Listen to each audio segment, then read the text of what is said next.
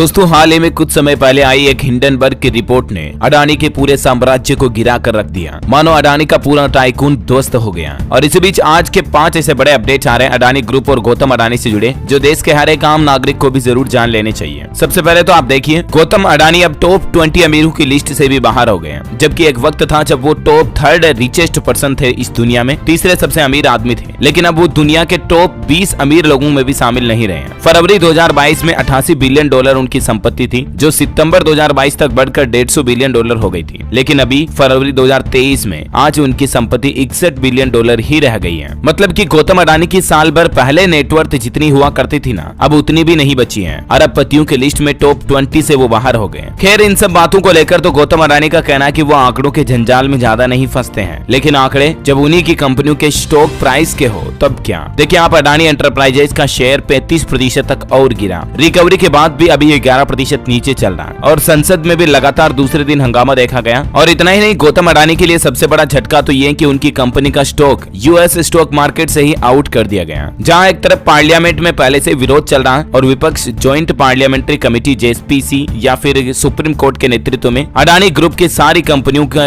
जांच करवाने की मांग कर रहा है। और कल तो भारतीय रिजर्व बैंक आरबीआई ने भी सभी बैंकों से पूछा था कि आपने अडानी ग्रुप को कितना कितना लोन दिया हुआ है, इस बात की डिटेल दें। तो दोस्तों, आरबीआई के इस बयान के बाद भारतीय स्टेट बैंक एसबीआई ने बड़ा खुलासा किया और कहा कि एसबीआई ने अभी अडानी ग्रुप को 21,000 करोड़ रुपए का लोन दिया हुआ। ये कहना है बैंक के खुद चेयरमैन का। दरअसल जब रिजर्व बैंक ऑफ इंडिया की तरफ से भारत के बैंकों से पूछा गया कि उनका अडानी ग्रुप में कितना कितना एक्सपोजर है, लोन है, जोखिम है, तो इसी का जवाब देते हुए एसबीआई के चेयरमैन ने यह खुलासा किया। खैर, वो सब भी ठीक है दोस्तों, लेकिन हिंडनबर्ग की रिपोर्ट को लेकर अभी भी काफी संशय बना हुआ है। अडानी ग्रुप को अब तक $90 अरब का नुकसान हो चुका है और सरकार ने भी अब इस मौके पर चुप्पी तोड़ी है। देखिए सरकार का क्या कहना है। दरअसल अमेरिकी कंपनी हिंडनबर्ग रिसर्च की तरफ से अडानी ग्रुप पर लगाए गए धोखाधड़ी के आरोपों पर केंद्र की मोदी सरकार की तरफ से किसी भी तरह की टिप्पणी करने से इनकार कर दिया गया। हिंडनबर्ग के आरोपों के बाद अडानी ग्रुप को $90 अरब का नुकसान हो चुका है। आर्थिक मामलों के सचिव अजय सेठ ने इस बारे में पूछे जाने पर मीडिया से कहा कि हम सरकार में हैं और किसी निजी कंपनी से संबंधित मुद्दों पर प्रतिक्रिया नहीं देते हैं। इससे पहले मुख्य आर्थिक सलाहकार सीईए